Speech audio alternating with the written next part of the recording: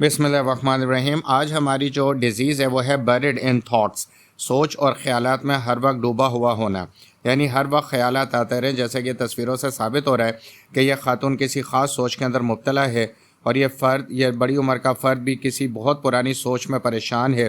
اور پھر تیسری تصویر یہ بتا رہی ہے کہ ان سوچوں سے ہمارا کیا حال ہو جاتا ہے کہ ہم زمین پر نڈھال ہو کے لیٹ جاتے ہیں اور کوئی بھی کام نہیں کر پاتے۔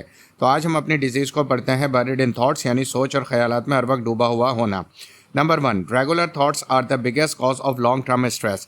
جب کوئی بھی سوچ مسلسل رہتی ہے اور ذہن سے نہیں نکلتی ہے اور کئی دنوں تک اور کئی مہینوں تک اگر وہ آپ کو پریشان کرتی رہے تو اس کو ہم لانگ ٹرم اسٹریس، یعنی پھر یہ اسٹریس تناؤ اور دباؤ میں تبدیل ہو جاتی ہے۔ اور اسٹریس ایک ایسی خطرناک چیز ہے جس سے ساری بیماریاں پیدا ہوتی ہیں، جیسے کہ پیشنٹ شوگر کا مریض بن جاتا ہے، ہائی بلڈ پریشر کا مریض بن جاتا ہے، اس کے کڈنیز فیل ہو جاتی ہیں اور اسے پیرالائٹک یعنی فالج کا اٹیک بھی ہو سکتا ہے۔ Number 2، continued bad events thoughts not forgetting. Bread in thoughts کا مطلب یہ ہے کہ آپ کو ماضی کا کوئی ایسا ایونٹ جو بہت ہی برا گزرا ہے، کوئی برا واقعہ، وہ اب آپ کے ذہن سے نہیں نکل رہا ہوتا ہے۔ ناٹ فارگیٹنگ یعنی کہ وہ ذہن میں مستقل رہتا ہے اور آپ اسے بھول نہیں پاتے ہزار کوشش کے باوجود بھی۔ Number 3، always feeling that something would happen wrong۔ اور پھر ان خیالات سے ایک بات ذہن میں آ جاتی ہے کہ کچھ برا ہونے والا ہے، اور یہ احساس انسان کو جینے نہیں دیتا، پریشان کر دیتا ہے، نہ اس کا کام میں دل لگتا ہے کہ بس وہ ہر وقت یہ فکر میں لگ جاتا ہے کہ کچھ برا ہو جائے گا۔ نمبر 4، ناٹ کانسنٹریٹنگ آن، اور وہ توجہ نہیں دے سکتا ایونٹس، اپنے واقعات پر، ادر ٹاکس دوسرے سے بات کرتے ہوئے، پروگرامات پر، ایگزامس امتحانات پر، اینڈ سٹنگ اینی ویئر، اور کہیں بھی وہ لوگوں کے درمیان بیٹھا ہوا ہے۔ اس کا مطلب یہ ہے کہ وہ گمسم دکھائی دیتا ہے، اپنے خیالات میں گم دکھائی دیتا ہے، اور لوگ اسے بار بار متوجہ کرتے ہیں کہ بھائی تمہارا دھیان کدھر ہے، میری طرف متوجہ ہو۔ تو اس دوران وہ اپنے امتحانات میں بھی توجہ نہیں دے پاتا، کام پہ بھی توجہ نہیں دے پاتا، جس کی وجہ سے ہر چیز برباد ہوتی چلی جاتی ہے۔ نمبر 5، پیشنٹ فیلز دیٹ، مریض یہ سمجھتا ہے I would be alone in this world، کہ میں دنیا میں اکیلا رہ گیا ہوں۔ No one is present to help me and talk to me، کہ اس وقت کوئی بھی ایسا شخص موجود نہیں ہے جو مجھ سے بات کر سکے اور میری مدد کر سکے۔ وہ اپنے آپ کو تنہا محسوس کرتا ہے، اکیلا محسوس کرتا ہے، اور دنیا میں ایسا سمجھتا ہے کہ ساری دنیا مجھ سے الگ تھلگ کام کر رہی ہے، جبکہ یہ اس کا اپنا خیال ہوتا ہے اس مسلسل سوچ کی وجہ سے جو اس کے اندر پیدا ہو چکا ہوتا ہے۔ Number 6، especially girls not getting excitement by their marriage life. عموماً لڑکیوں میں یہ مسئلہ اس وقت پیدا ہوتا ہے کہ جب ان سے ان کی شادی کی بات کی جاتی ہے تو ان کے اندر خوشی کے بجائے غم پیدا ہو جاتا ہے۔ وہ اس کی فکرات میں لگ جاتی ہیں، ذمہ داریوں کی فکرات میں لگ جاتی ہیں، سسرال والوں کی سوچ میں لگ جاتی ہیں، اور شادی کی جو خوشی ملنی چاہیے، یہ احساس کہ وہ شادی شدہ ہو جائیں گی، اس سے وہ دور رہتی ہیں۔ تو یہ بھی اس مرض کی وجہ سے ہوتا ہے، اور عموماً یہ لڑکوں میں بھی کسی حد تک پایا جاتا ہے۔ Male not getting satisfaction by their family life, اور مردوں کا یہ مسئلہ ہوتا ہے کہ ان کی جو فیملی لائف ہے وہ اس سے مطمئن نہیں ہو پاتے، اپنی سوچ اور خیالات میں سے نہیں نکل پاتے، بری باتوں سے نہیں نکل پاتے، تو انہیں اپنی فیملی لائف میں سیٹسفیکشن نہیں ملتی، وہ گھر آ کے پریشان ہوتے ہیں، گھر آ کے انہیں سکون کا سانس نہیں ملتا۔ تو یہ وہ ساری چیزیں ہیں جو کہ سوچ اور خیالات میں ہر وقت ڈوبے رہنے کی بیماری ہونے کی وجہ سے ہوتی ہے۔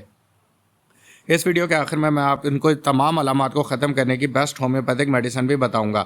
اب ہم میجر سمٹمز دیکھ لیتے ہیں کہ اس بیماری کے بعد ہمارے اندر کیا کیا علامات پیدا ہوتی ہیں۔ نمبر 1 ہے سنک ان تھاٹس، سوچوں میں ڈوبا رہنا۔ نمبر 2 ہے ڈسٹرب سلیپ، یعنی آپ کی نیند مکمل طور پہ ڈسٹرب ہو جاتی ہے، ساری رات ایک ہی خیال دماغ میں گھومتا رہتا ہے جس کی وجہ سے نیند نہیں آتی۔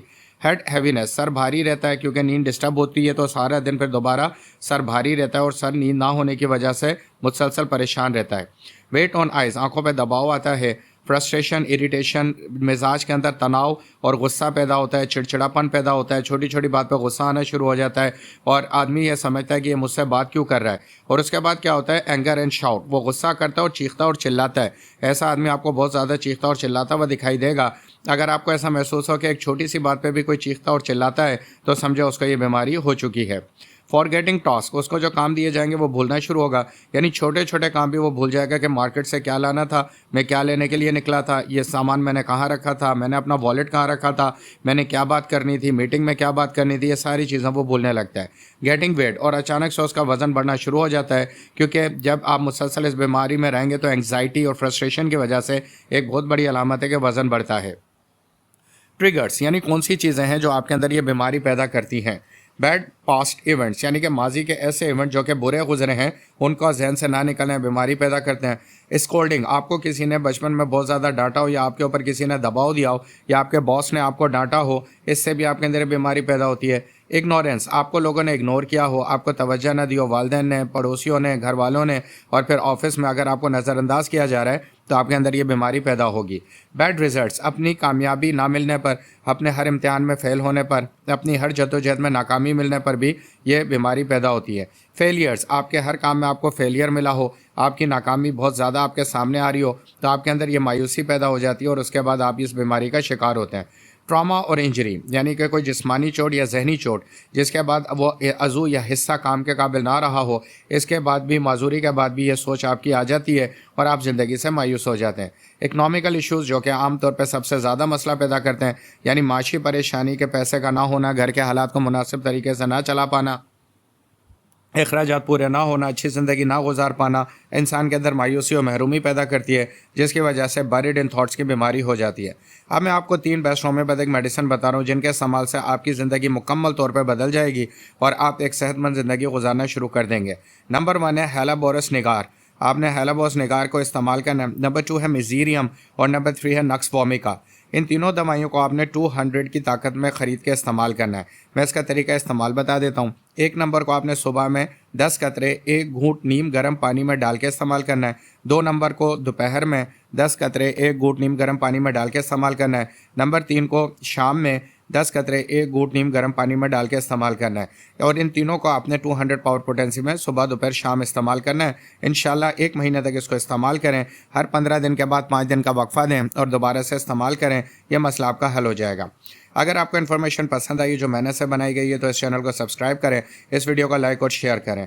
لیکن اگر آپ کا یہ مسئلہ پرانا ہے، یہ دوائیاں جو بتائی ہیں یہ ان کے لیے جن کو یہ مسئلہ 2 ماہ یا 3 ماہ سے ہوا ہے، لیکن اگر یہ مسئلہ کسی کو 1 سال، 1.5 سال یا 6 ماہ سے ہے یا اس سے زیادہ پرانا ہے تو پھر یہ کرونک بن چکا ہے، تو آپ ڈاکٹر مکرم کے ان کے واٹس ایپ نمبر پر رابطہ کر کے اپنی مکمل رپورٹ بتائیں، اپنے تمام علامات بتائیں اور مکمل طور پہ ان سے علاج کرائیں تاکہ یہ مسئلہ حل ہو اور آپ خوشگوار زندگی، ہنسی والی زندگی، مطمئن زندگی گزار سکیں۔